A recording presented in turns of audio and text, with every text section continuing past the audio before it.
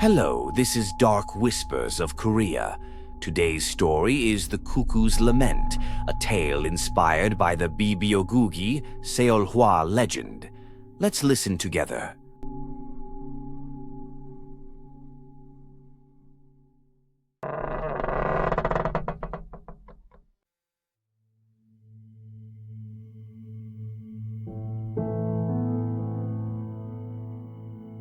Three nights ago, Seoul apartment. Selm, Min-jun's grandmother, woke choking, not from sleep, from mushrooms, her mouth full of them, wet, earthy, filling her throat. Gasping and then not real, just a dream. But she could taste them, bitter, rotten. The same taste from 70 years ago. The soup her mother made during the war. The soup that saved their lives. A woman stood at the foot of her bed. Young, beautiful, except her head sat wrong, tilted, broken. A whisper. Time to pay. Present day. Halmione, it's 3 a.m. What's... Panicked, Min-jun, I need you. Says a woman, she's been coming every night. She wants... Slow down. What woman? The mushroom woman from the world. She's real, she's here, and she wants me dead. Min-jun stared at his phone. His grandmother had never sounded like that.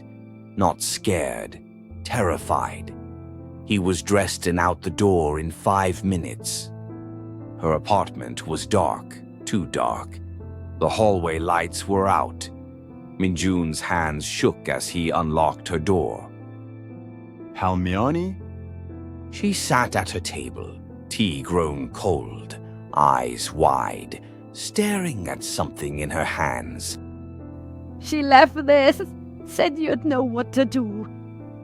A wooden box, small, carved with symbols that hurt to look at. Inside, a mushroom, fresh, glistening, growing tendrils that moved. What is this? A debt from the war. My mother, she made soup, mushroom soup. It saved us. But the mushrooms came from a place where the dead don't rest. The mushroom in the box was changing, growing, its cap split open, revealing something underneath. Not spores, teeth, tiny human teeth. Where did these come from? Gongju, near the river, there's a valley. A woman died there, beaten to death by her mother-in-law. The mushrooms grow from her body. Anyone who eats them, she can find them. And now she wants payment. Min-jun's phone buzzed. Unknown number, a text, just an address, and coordinates for a valley in Gongju. Did she say what she wants? Mew. She wants me to die choking on mushrooms, just like she did. Beaten and broken and full of apologies no one would hear. The mushroom's tendrils were reaching out of the box now, crawling across the table. Where they touched, the wood darkened, rotted. I'm going to fix this. I'm going to that valley. I'll return the mushroom. Apologize. Whatever it takes. Min-jun, now she's been waiting 70 years. She won't accept apologies. Then what does she want? The lights flickered. When they came back, the woman stood in the corner, young, broken, her hanbok rotted to threads. I want what was stolen. A life for the lives saved. 3 days. When the lights returned, she was gone, but the smell remained. Mushrooms, earth, death. Min-jun took the first bus to Gongju. The wooden box sat on his lap. The mushroom inside had grown overnight, its cap pressed against the lid. Breathing. Other passengers kept their distance. One elderly woman crossed herself when she saw the box. Another moved to a different seat. They could smell it. Death and earth and something older. The village near the coordinates was small, dying. Half the shops closed. An old man sat outside a convenience store. The valley, where the cuckoos sing wrong. How do I get there? You don't. Nobody goes there. Not anymore. I have to, please. The old man looked at the box. His face went pale. Your grandmother. She ate from there, didn't she? During the war. How did you... Lots of families did. Desperate times. Most of them are dead now. Died choking. Follow the river north. 3 li. You'll hear the birds. And son, don't let the mushrooms touch your skin. They grow fast once they have flesh. The path was narrow, dark even in daylight. The trees grew wrong here, twisted, reaching.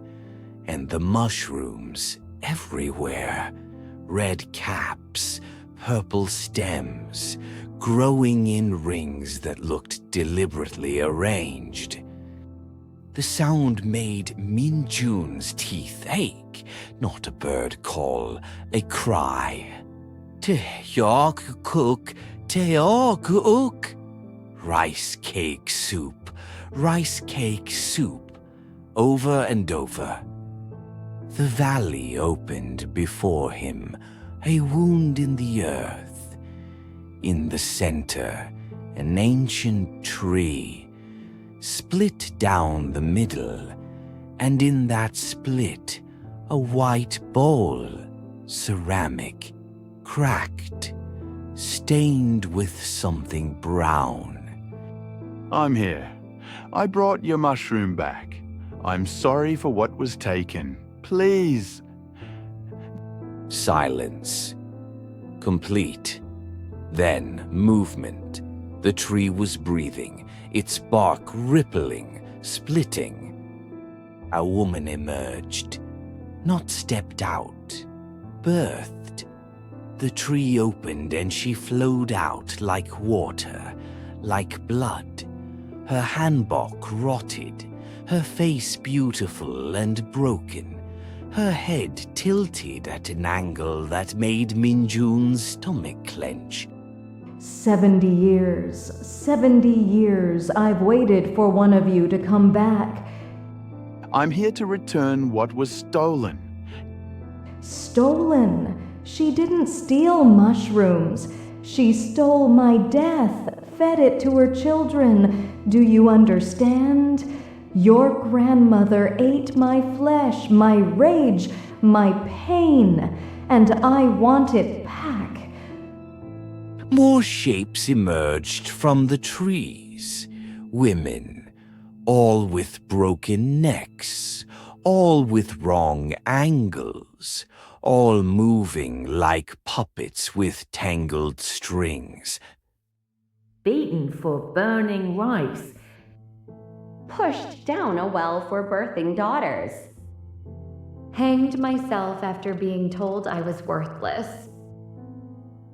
They circled Min-jun, their movements jerky, unnatural, and everywhere they stepped, mushrooms sprouted, growing fast, reaching.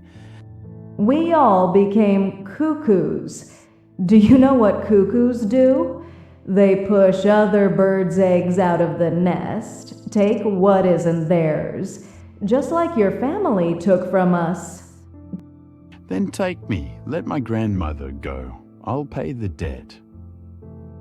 The spirits stopped. Even the mushrooms seemed to pause their growth. You would die for her. Yes. Jarin-gobi moved closer. Her breath smelled like spores and rotting wood. You don't know what you're offering. It's not a quick death. You'd become like us, trapped in the moment of dying, forever broken, forever crying out, forever hungry. But she'd be free. The spirit studied him. Something shifted in her ruined face. Love. You really love her. She raised me, saved my life.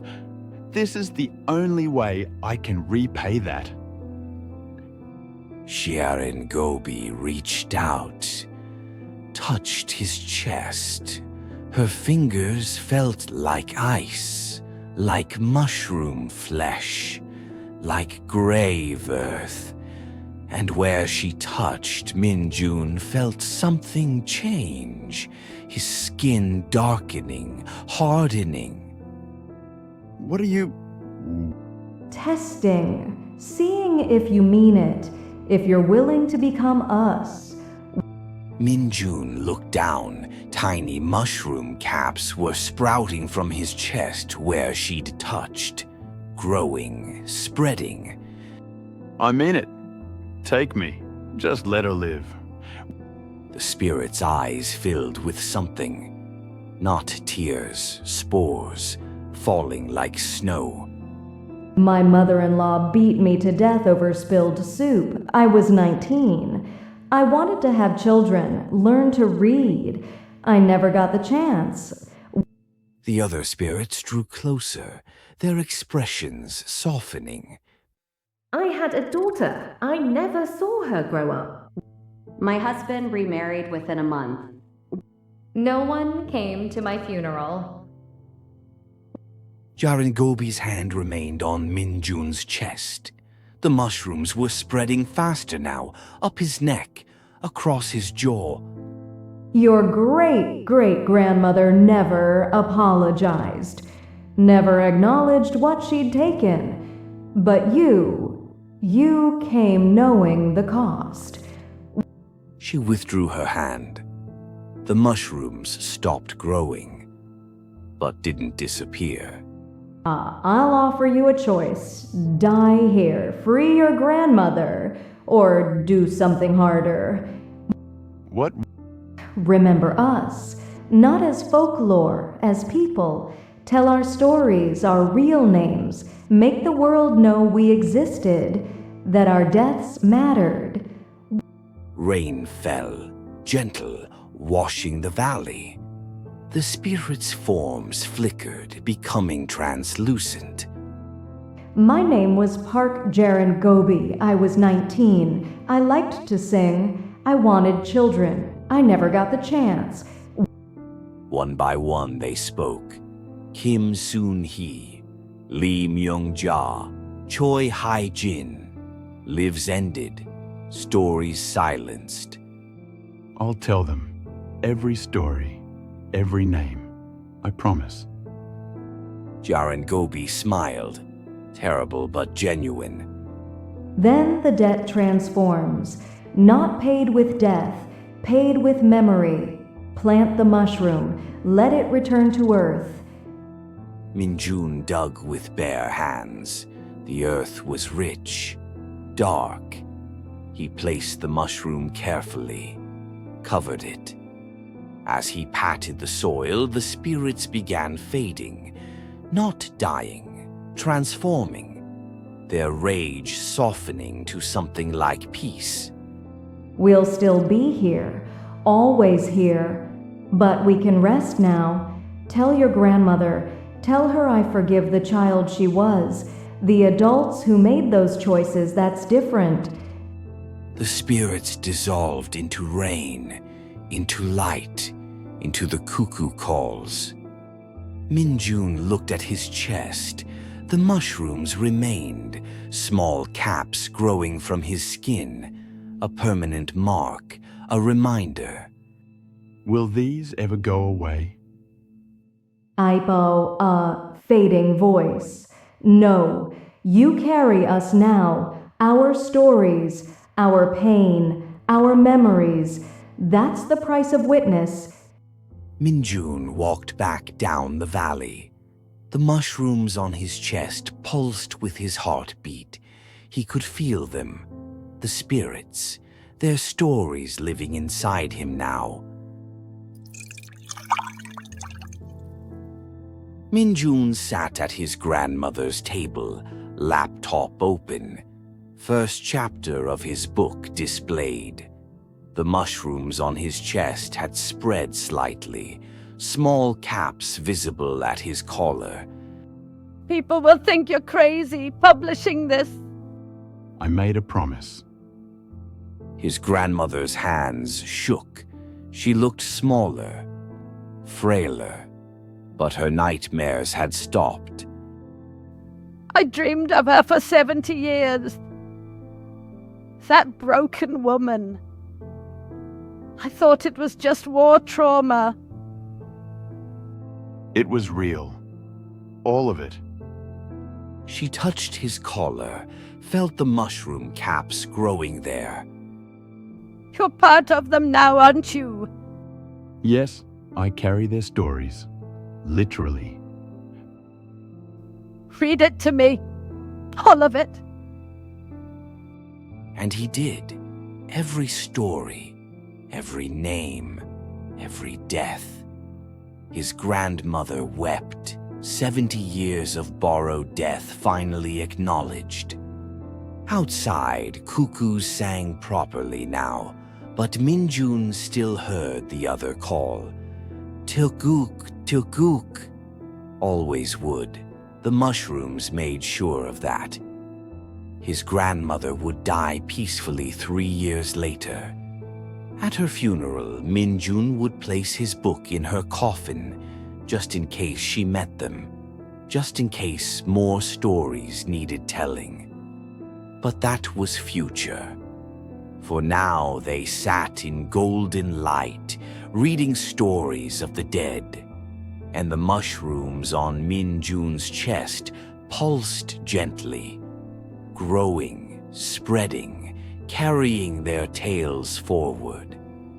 He would return to the valley every year, bring offerings, speak their names, and the mushrooms would grow larger, covering more of his body, a garden of the dead blooming on living flesh. Some debts aren't paid. They're transformed, carried forward, made permanent. Min-jun wore his debt, felt it grow with each heartbeat, each breath. And sometimes late at night he heard them, the spirits, whispering through the mushrooms, telling their stories, making sure he remembered, making sure he never forgot. This is how the dead survive, not in monuments, in the bodies of the living, in the stories that grow like fungus, persistent, unkillable, spreading. Min-jun touched his chest, felt the caps, smooth, cool, living things growing on his flesh. He would carry them until he died.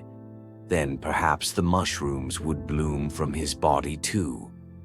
Continue the cycle, the stories spreading like spores. Some prices are paid in flesh, some debts are worn like skin, and some promises root so deep they become part of you, growing, spreading, impossible to remove. The rain fell on Seoul, on Gongju, on the valley where spirits walked and mushrooms grew and cuckoos called their eternal lament. And in an apartment in Seongbuk-dong, a young man wore his dead, carried their stories, let them grow from his body like a garden, like a memorial, like a promise kept in flesh and spore, and the slow, persistent spread of fungi that fed on memory and pain. The debt was transformed, the dead were remembered, and the living wore their stories like a second skin, growing, spreading, never forgotten. That was enough. That would always be enough.